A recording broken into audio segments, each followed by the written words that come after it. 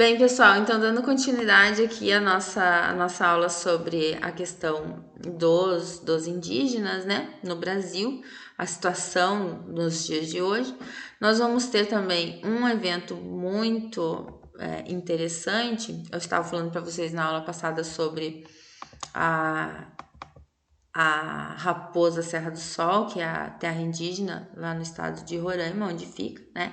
Então, o tamanho aqui, não tô conseguindo aumentar o. Vamos ver se aumenta aqui. Não, não aumenta. Então, eu vou ler aqui, não sei se vocês estão conseguindo enxergar, mas são 17 mil quilômetros quadrados. Dos 104 mil quilômetros quadrados, que é 46% do estado de Roraima, tem demarcação de terra indígena, né? Porque é ali perto da floresta e tal, inclusive a floresta amazônica da Venezuela, ali da Guiana, que a floresta amazônica ela não respeita ali o território brasileiro, né? Ela não fica só na Amazônia, né? Ela ultrapassa. Então tem a população aqui e a população da reserva, 20 mil indígenas. Ah, mas é muita terra para eles. É isso o que os que são contrários a essas populações indígenas acabam falando, né?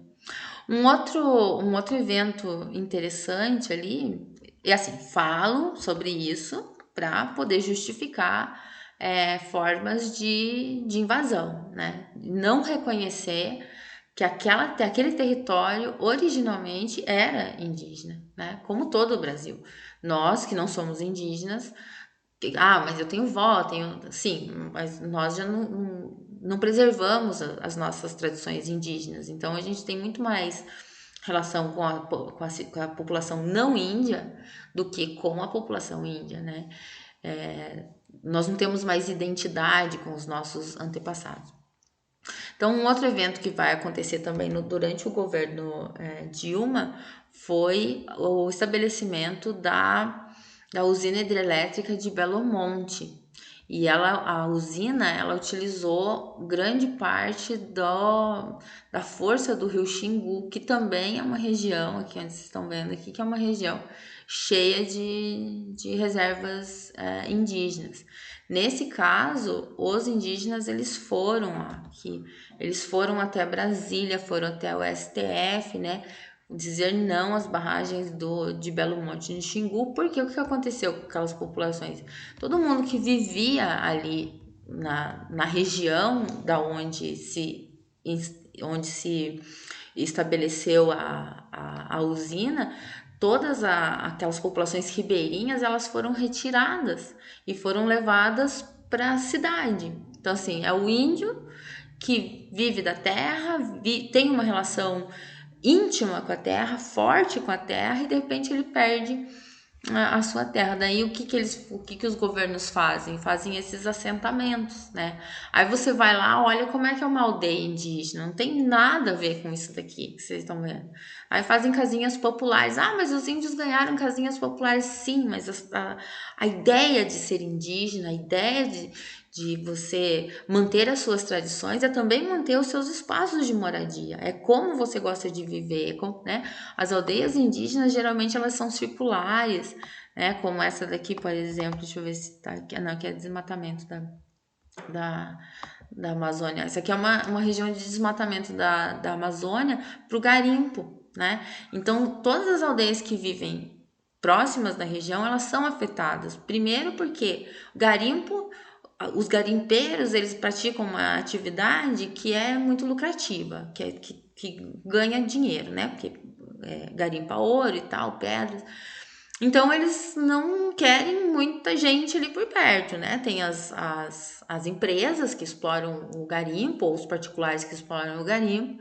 É uma região assim fechada, não é para qualquer um ficar ali transitando. E segundo, porque a forma de garimpagem no Brasil, principalmente essa que é feita nos rios, ela é muito poluente, ela polui demais a água, ela mata os peixes, ela desmata, como vocês estão vendo aqui. Então, os animaizinhos fogem, a caça do índio fica prejudicada, toda a estrutura de vida da comunidade indígena ali, ela perde muito com essa exploração das riquezas naturais. E aí, por exemplo, que vou mostrar aleatoriamente, assim, né, para vocês terem uma ideia assim, ó, vejam, a ideia da circularidade numa aldeia indígena, ela é muito valiosa, porque o círculo, como numa roda de capoeira, por exemplo, o círculo, ele é agregador, né, ele se abre para sempre chegar mais um. Aí você tira essa estrutura aqui de aldeia, que é circular, geralmente circular, aquelas ocas gigantes, aquelas, né, casas que são grandes, que recebem famílias, né? Tem populações indígenas no Brasil que eles não são monogâmicos, né? Os Yanomamis, por exemplo, do Alto do Timbu, eles não são monogâmicos. O homem ele tem duas, três esposas.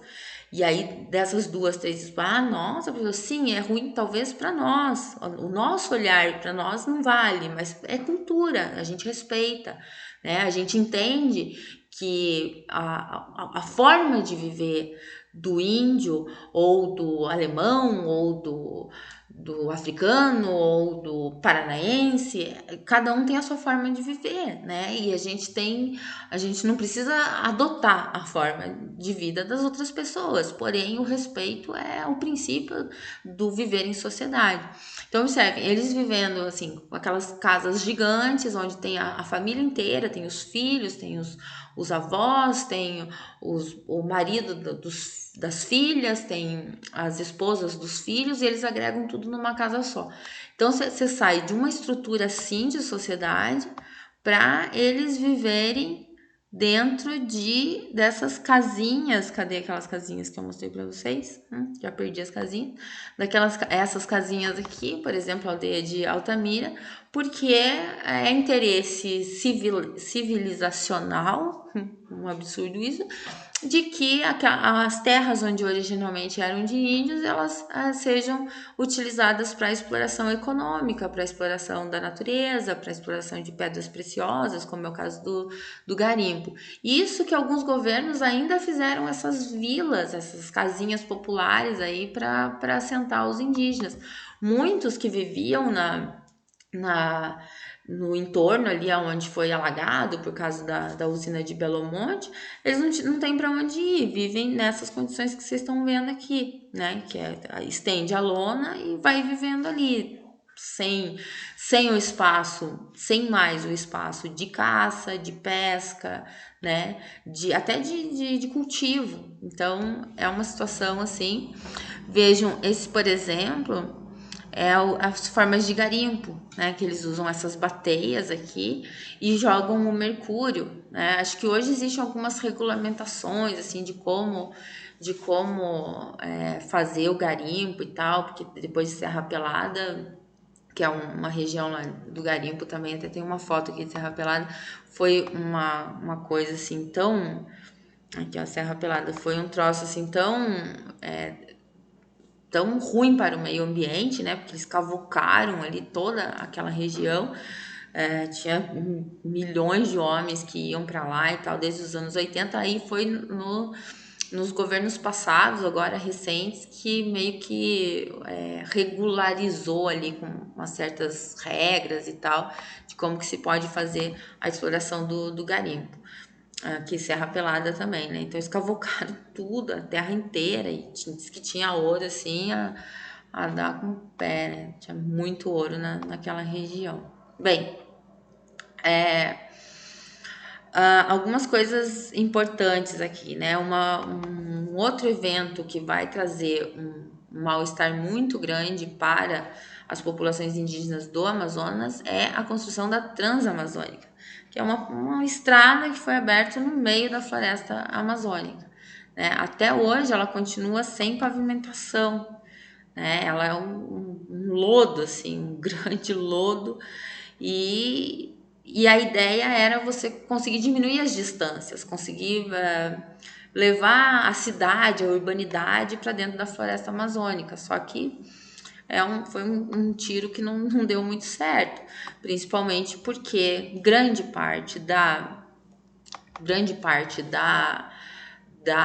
das travessias que se faz dentro da Amazônia, principalmente, é pelo rio.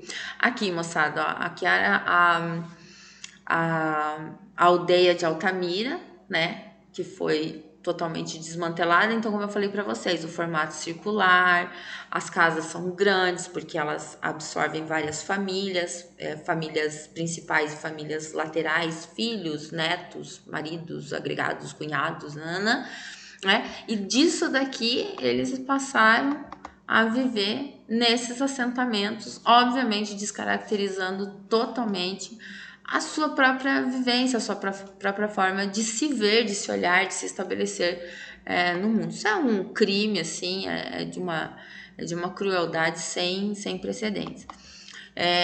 Pessoal, aqui a foto desse mapa onde mostra aqui a Transamazônica, né?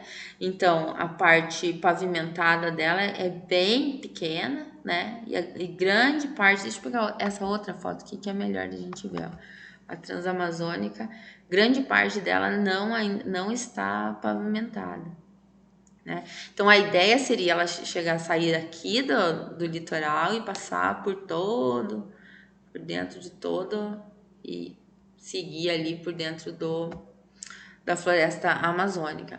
Ah, é legal ter uma estrada ali? É muito legal, desde que, ó, as estradas que são abertas dentro da Amazônia, desde que você respeite o indivíduo, né? Fora a questão das queimadas, do próprio desmatamento do meio ambiente, né? Que já é uma segunda discussão, assim, e também muito valiosa. Por fim, nessa parte da aula, moçada, quero mostrar para vocês aqui imagens da usina de Belo Monte, né? Acabou que os índios acabaram perdendo a briga, né? A usina foi construída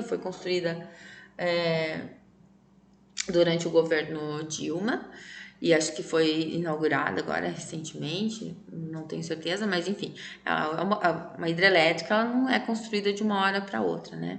Ela realmente é uma usina que ela gera muita energia, a quarta maior usina hidrelétrica do mundo, só que ela teve um custo humano, né, gigantesco, porque aqui a gente vê tudo bonitinho, gerando energia e tudo mais, só que ao mesmo tempo que ela gera energia, os povos que viviam ali onde a usina foi construída, eles não têm acesso à energia elétrica, né? Não têm acesso nem à casa, nem à comida, estão vivendo num estado de penúria, assim, absurdo.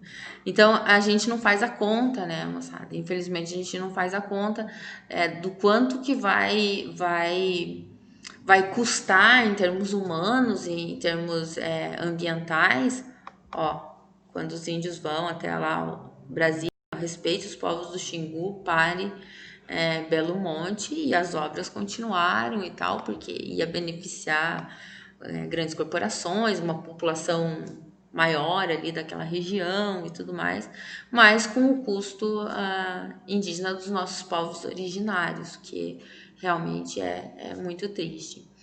Para fazer só um fechamento aqui dessa parte, aqui eu tenho um mapinha sobre as reservas indígenas no Paraná, né? A gente tem assim, embora a gente veja aqui, ó, todos esses pontinhos que vocês estão vendo são a demarcação das terras indígenas do Paraná, principalmente as etnias Caingangue, Guarani, e os remanescentes do povo Xetá, que também o Xetá aqui no Paraná foi um grande caos, assim, eles em menos de 10 anos, 20 anos, eles acabaram sendo praticamente dizimados aqui nessa região mais ao sul do Paraná. E quando a gente vai para o litoral também, né? A gente vê assim que a situação dos povos indígenas no litoral, ela é muito periclitante, ela é muito assim desumana até, né? Eles têm algumas ilhas que são deles e tal, mas existem vários problemas sociais que transtornam, né, esses povos, porque não são não são considerados indígenas, não são considerados não indígenas, né? Ficam ali naquele e ficam praticamente à mercê da própria sorte, sem políticas adequadas, né, para o seu desenvolvimento humano mesmo. Última parte do vídeo, vou falar para vocês sobre a questão legal, a questão legislativa em relação aos povos indígenas, tá?